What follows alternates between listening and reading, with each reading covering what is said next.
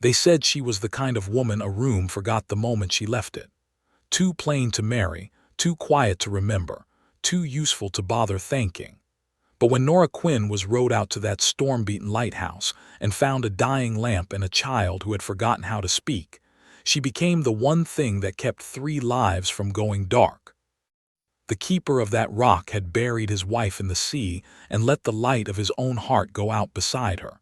He swore he would never let another person matter. But some women do not ask to be seen.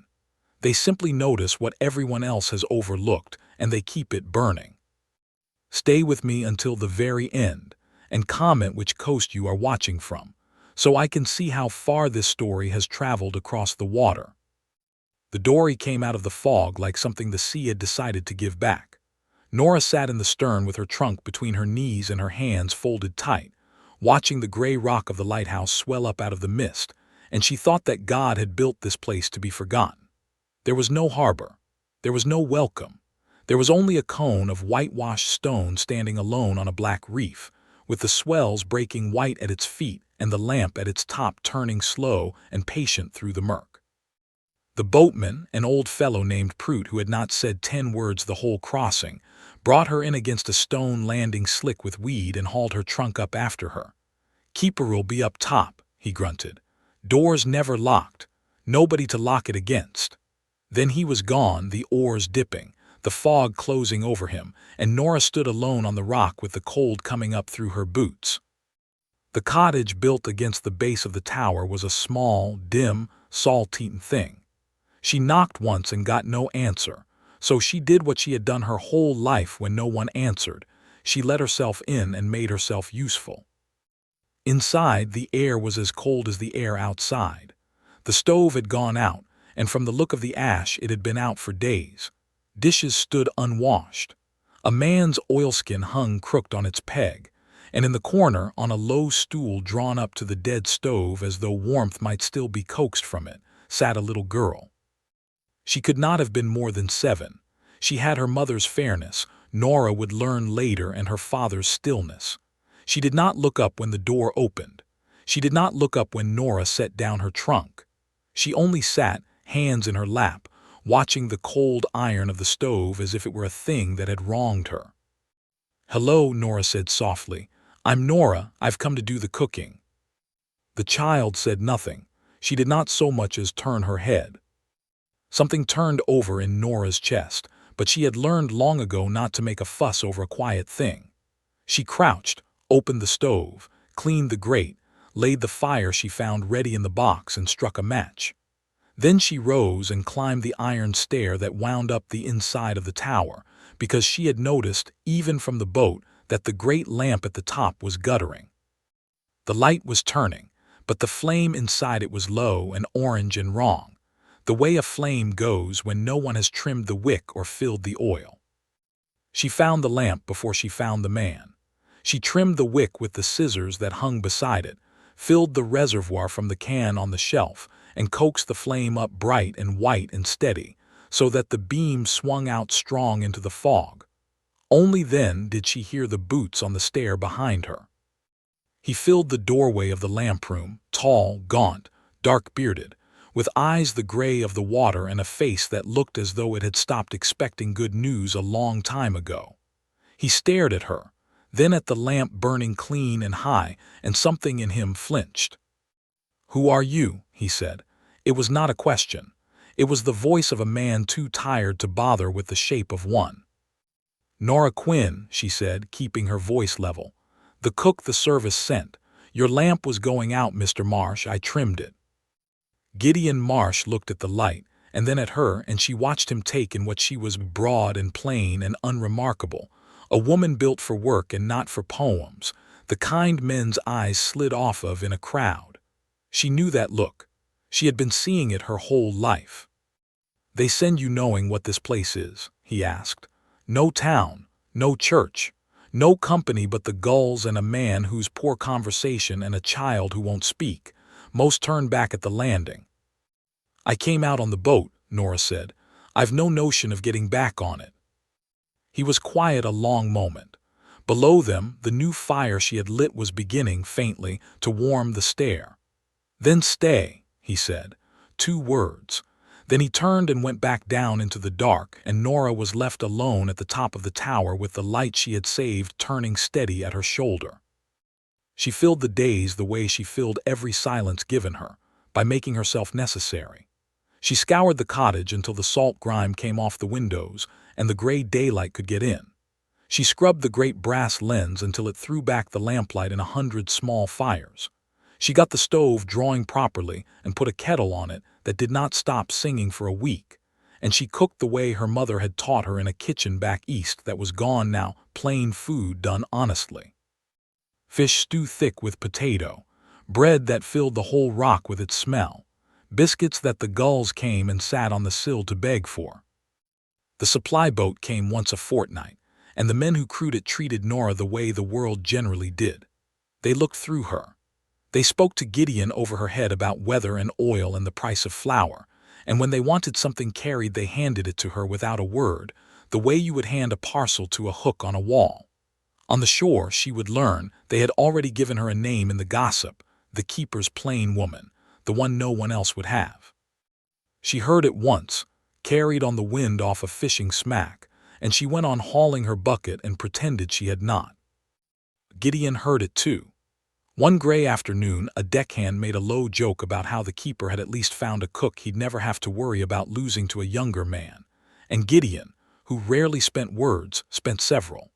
He told the man, in a voice gone quiet and cold as the fog, that Nora Quinn had kept the light burning the first hour she set foot on the rock, which was more than the man had done in his whole idle life, and that he could keep a civil tongue or he could swim back to the mainland. The deckhand kept his tongue. He never looked at Nora again except to nod. She did not need him to defend her. She had survived worse than deckhands. But that night she made him a second pot of coffee without being asked, and that was its own kind of language. Because Gideon Marsh could not cook to save his soul. His coffee, left to him, came out like something boiled out of the bilge, and his attempts at supper had clearly been what reduced that child to living on bread and silence.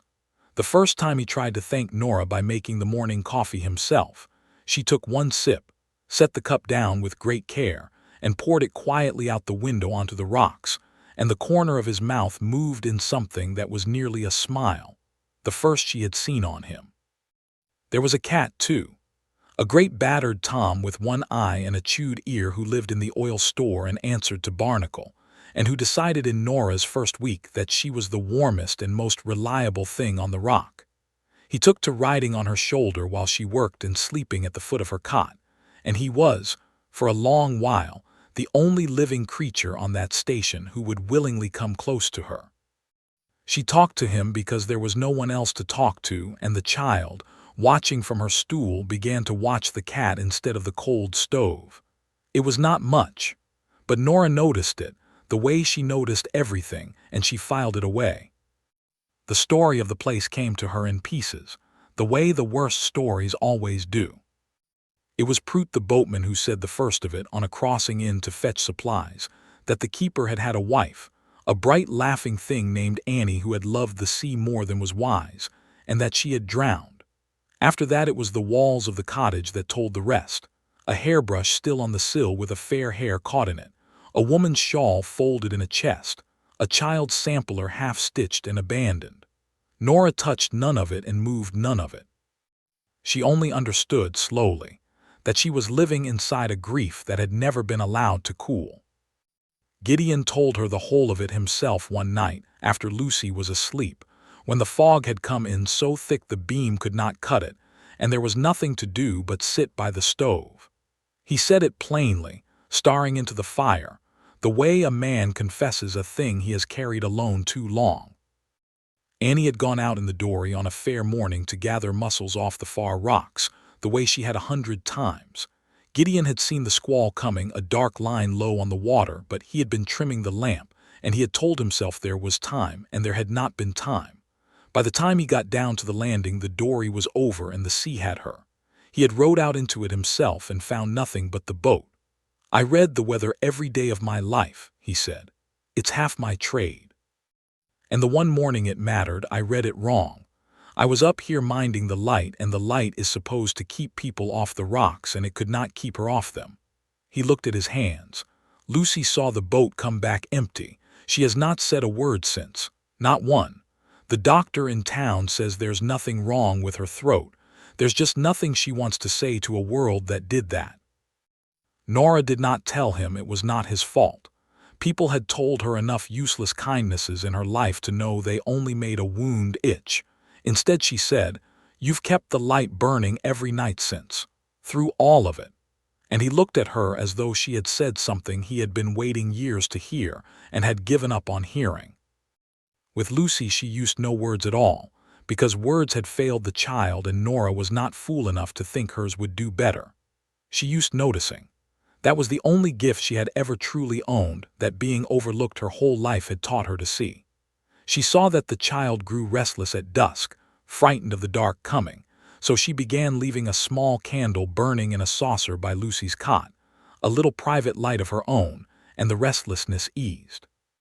She saw that Lucy watched the gulls for hours, so Nora began to name them as they came to the sill. That fat gray one is Mr. Prout, that thin cross one is the parson, that bold one stealing the biscuit is the Queen of all England. And one morning, nomming them, she heard a sound she had not heard from the child before. A breath of laughter. Gone in an instant. But Nora caught it and held it and said nothing, and that was the first thread. After that the child began to follow her. Down to the landing, up the tower stair, into the kitchen, a small silent tide that came in wherever Nora went. She would hold the funnel while Nora filled the oil can. She would sit on the lamproom floor with Barnacle in her lap while Nora trimmed the wick and the great beam turned over their heads. She still did not speak. But she had begun, again, to keep close to a living thing, and Nora knew what that was worth, because she knew what it was to be the thing no one kept close to. The night had all turned, the fog was down and the wind was rising, and Nora could not sleep. She had learned the rhythm of the light the way you learn a heartbeat in a house, the slow, steady sweep of the beam across her ceiling, regular as breathing. And lying awake that night, she felt the rhythm catch, just slightly, a hitch. The beam went over, and then, a half-beat late, it came again, and to anyone else it would have meant nothing, but Nora had spent weeks with that light and she knew its breathing, and she knew it was faltering. She was up the stair in her nightgown before she had finished thinking. In the lamproom the flame was sinking and smoking, the wick gone to char, and the can she reached for was nearly dry, a thing Gideon, run ragged and grieving, had let slip. Below, out in the dark, she heard it then, the long mournful note of a steam whistle, close, far too close, and the answering boom of surf on the reef. A coaster was running for the channel in the fog, steering by the light, and the light was going out. "Gideon!" she screamed down the stair, and she did not wait for him. She trimmed the dying wick with shaking hands, tipped the last of the oil from a lamp she snatched off the wall, and got the flame up, guttering, then catching, then climbing white and high, just as his boots hit the stair behind her. He saw what she was doing in a single look and threw his whole weight into the rest of it, working the mechanism, swinging the beam hard down the channel. The two of them shoulder to shoulder in the cramped glass room, while out in the black the whistle screamed again, nearer, and then, slowly, slowly began to fall away. The beam had caught the coaster's pilot. The dark shape of her swung off the reef and out toward open water, and the whistle gave one last long note that Nora understood, somehow, as thanks, and was gone. They stood there a long moment, both of them breathing hard, the light turning clean and strong above them. Gideon's face was gray. "Another minute," he said. "Half a minute. I let the oil run dry. I was so deep in my own black water I let the light run dry. And I would have put a whole crew on the rocks." His voice broke. "I would have done it again. The thing I do, the one thing, and I'd have done it again." "You didn't," Nora said. "Because of you." He turned to her, and there was something in his face she had never been shown by any man in her life, not pity, not toleration, but a kind of fierce astonishment. "I have lived on this rock 4 years, and I never once heard that light falter. You heard it through a stone floor in your sleep. How? How do you see the things no one else can see?" Because no one's ever bothered to look at me, Nora said before she could stop the truth of it. When you spend your whole life being the thing people look past, you learn to look. It's all I've ever been good for. Watching. Gideon was quiet. Then he said, low and certain, "It's the most important thing on this whole coast, and so are you." And he reached out and took her work-rough hand in his, there in the turning light, and Nora, who had been told her whole life that no one would ever want to hold it, let him. She thought in the days after that happiness on a rock in the sea was a fragile thing, and she was proven right within the fortnight, when the service boat brought out a man named Horace Pell. He was an inspector, small and dry and precise, with a ledger he carried like a weapon, and a way of looking at everything as though it had already disappointed him. He had come, he announced, on the strength of certain complaints received at the district office. Complaints, it emerged, that had been carried to the mainland and amplified by a widow on shore named Adeline Crane, a handsome woman with a fine house and a hunger for a finer one, who had set her cap at the keeper's post, and the keeper both, and who had not taken kindly to hearing that a plain cook had got herself fixed on the rock instead. Pell went over the station with his ledger and his cold little eyes. He noted the night the lamp had run low, for word of the near wreck had reached the office, and he wrote it down not as a rescue but as a failure. He noted the child who would not speak. He noted the unwed woman living at the station, and the way he wrote that down made Nora's face burn. A keeper, Pell said, must be a man wholly equal to his charge. The light nearly failed under your hand, Mr. Marsh. There is a grieving, mute child here in conditions a board would call unfit, and there is this arrangement which the district will find irregular at best. He closed the ledger. I shall recommend your removal. My report goes to the district superintendent, Captain Whitlock, for countersignature. He travels this coast by sea within the month. When he signs, you will lose this post, and as the cottage belongs to the service, you will lose the only home that child has ever known. When he had gone back to the boat, the cottage was very quiet. Lucy had crept against Nora's side. Gideon stood at the window with his back to the room. He's right, Nora said at last, and her voice was not steady. I'm the irregular thing, the complaint that brought him. If I weren't here, there'd be no arrangement to write down. Maybe the kindest thing I could do for you and that child is get on the next boat and... Gideon turned. Don't you do that, don't you make yourself small to fix what isn't yours to fix. He crossed the room and took her by the shoulders. You heard a light fail through a stone floor. You gave a silent child her gulls back. You are not the thing that endangers this station, Nora Quinn. You are the only reason it still stands. He drew a breath. I had a speech I meant to make you proper by the sea with the right words. I haven't got the right words. I never have, so I'll say it plain. Marry me. Not to spite that little man and his ledger. Not because Lucy needs a mother, though she does, and she's chosen you whether either of us asked her to. Marry me because in 4 years of dark I forgot the light was for living people, and you came out of the fog and lit it again, and I cannot put it out now. I won't. Nora could not speak for a moment. And if you wake one morning and wish you'd waited for a woman the world thinks more of. There is no such woman, Gideon said. There's only the one who heard the light go quiet. There's only you. That night he gave her Annie's shawl from the chest, the fine one, the good wool, washed and mended where the moth had been at it. She'd want it warm on someone living, he said, not cold in a box, and she'd have wanted it to be someone strong. Annie loved the sea because she trusted it, and it took her for trusting. You don't trust it. You watch it. You're what this rock needed and what I was too lost to know I was praying for. Nora wrapped the shawl about her shoulders, and she wore it every day after, and she said yes. The storm came on the night Captain Whitlock's ship was due. It came up out of the southwest with a speed that even Gideon, reading the glass, had not fully credited. And by dark it was the worst blow of the season, the wind screaming around the tower and the spray flying clear up to the lamproom glass. They kept the light at its fullest, the two of them working in turns, while Lucy sat wrapped in Annie's old quilt with Barnacle clutched in her arms and her eyes huge. It was Nora, of course, who saw it first.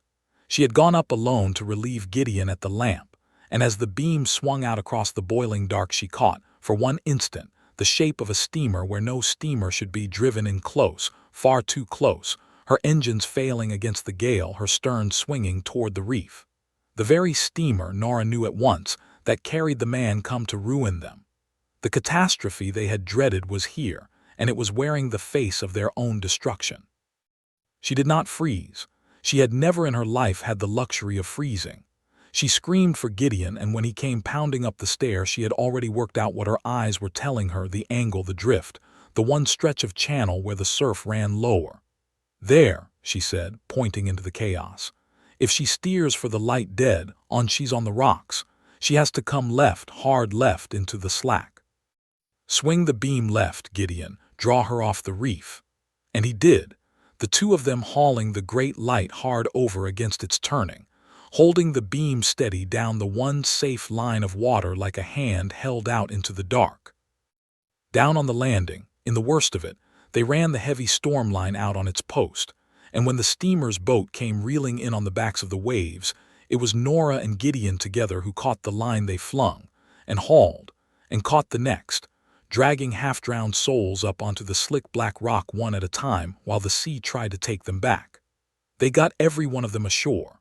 The last man up the line was big and gray-bearded and barely conscious, and they half-carried him into the warm cottage and laid him by Nora's blazing stove, and it was a long hour before he could speak. When he did, it was to ask the name of the keeper who had drawn his ship off the reef with the light, and to whom he owed every life aboard. "Gideon Marsh, sir," Gideon said. "And it was he looked at Nora, "it was the both of us. She saw you first. She always sees it first." The gray-bearded man looked at them a long moment from where he lay. "Marsh," he said slowly. "There's a name on a report crossing my desk. There's an Inspector Pell calling for a keeper named Marsh to be put off his rock for letting his light fail." He coughed and pushed himself up on one elbow, and his voice, when it came, was the voice of a man used to being obeyed. "I am Captain Whitlock, District Superintendent, the man whose signature Pell wants. I came out on that steamer to settle the matter in person." He looked at the storm still screaming at the windows, and at the souls of his rescue huddled and breathing around the stove, and at the lamp burning steady and white at the top of the tower above them all. "I have settled it," he said. "There is not a keeper on this entire coast I would sooner have at that light than the two who just pulled me out of the sea. Pell's report goes in the fire. And you, Mr. Marsh, will keep this post as long as you care to hold it." In the corner, half forgotten in all of it, a small voice spoke for the first time in over a year. "The cat's wet," said Lucy. Everyone turned. The child was looking down at Barnacle, sodden and indignant in her lap, and then up at Nora, and her small face was crumpling and clearing all at once, the way the sky does after weather. "Nora," she said, testing the word as if it might break. "Nora, the cat is wet." Nora crossed the room and gathered the child and the wet cat both into her arms, and she did not trust herself to say anything at all. Spring came soft to the rock, as it does to all hard places eventually.